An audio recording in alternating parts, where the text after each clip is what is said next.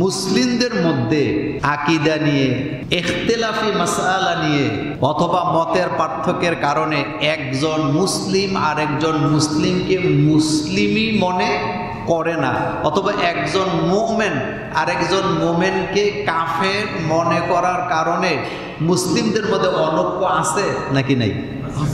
দেশে দেশে অনৈক্য, পাড়ায় পাড়ায় অনৈক্য, মতে মতে কি অনৈক্য। একজন আরেকজনকে কাফের ফতুয়া দেয়, এরকমের ফতুয়া দেয় না লোক আমাদের বাংলাদেশে আসেনি। আজকের পৃথিবীতে এমন এক সময় আমরা জুমার নামাজ আদায় করছি, সারা পৃথিবী যখন অশান্তির আগুনে জ্বলে পুড়ে ছারখার হয়ে যাচ্ছে।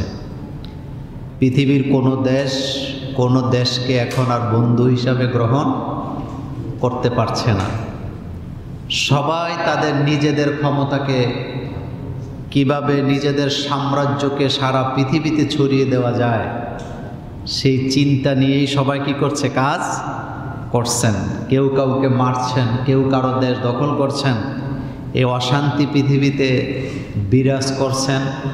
পৃথিবীর মোড়লেরা, নেতারা যত চিন্তা করুক, আল্লাহ রব্বুল আলামিনের পক্ষ থেকে ফায়সালা না আসলে এই পৃথিবীর মানুষগুলা শান্তি পাওয়ার কোনো সম্ভাবনা নেই।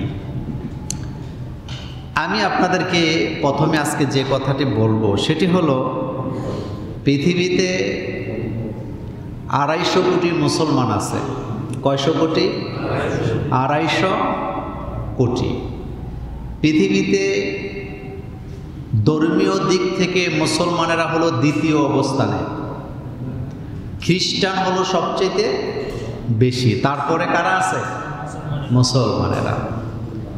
কোরআন এবং হাদিসের অসংখ্য জায়গায় আল্লাহ রাব্বুল আলামিন মুসলমানদেরকে বলেছেন এক মুসলমান আরেক মুসলমানের কি হয়, অথবা এক মুমিন আরেক মুমিনের ভাই। কিন্তু মুসলিমদের মধ্যে আকীদা নিয়ে, ইখতিলাফি মাসআলা নিয়ে অথবা মতের পার্থক্যের কারণে একজন মুসলিম আরেকজন মুসলিমকে মুসলিমই মনে করে না, অথবা একজন মুমিন আরেকজন মুমিনকে কাফের মনে করার কারণে মুসলিমদের মধ্যে অনৈক্য আছে নাকি নাই?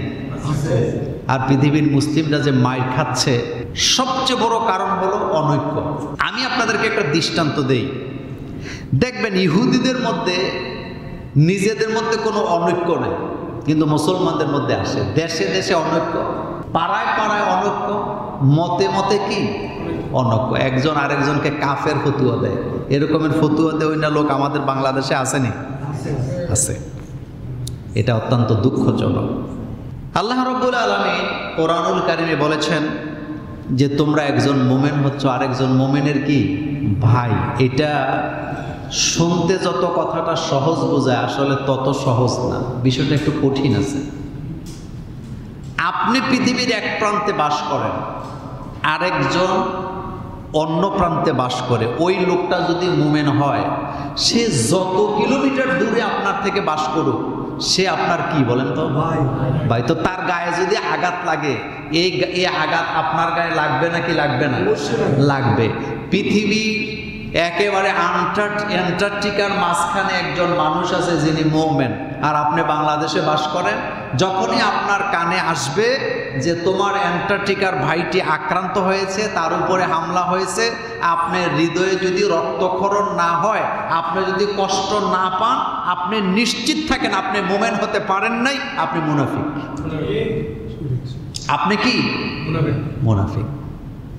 প্যালেস্টাইনে মুসলমানেরা মাইর খায়, ইরানে মুসলমানেরা মাইর খায়, আর আমাদের মধ্যে অনেকে আছে ফতুয়া নিয়ে।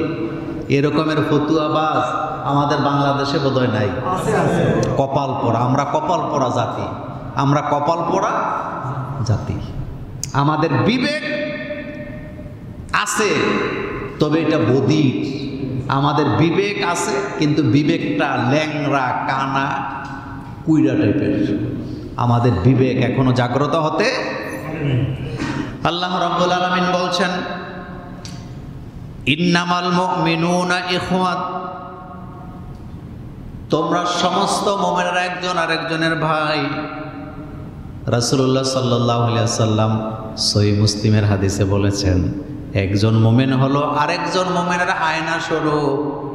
আয়নার মধ্যে যেমন নিজের প্রতিচ্ছবি দেখা যায়, আরেকজন মুমিনের দিকে তাকাইলে নিজের সেই প্রতিচ্ছবি দেখা যায়।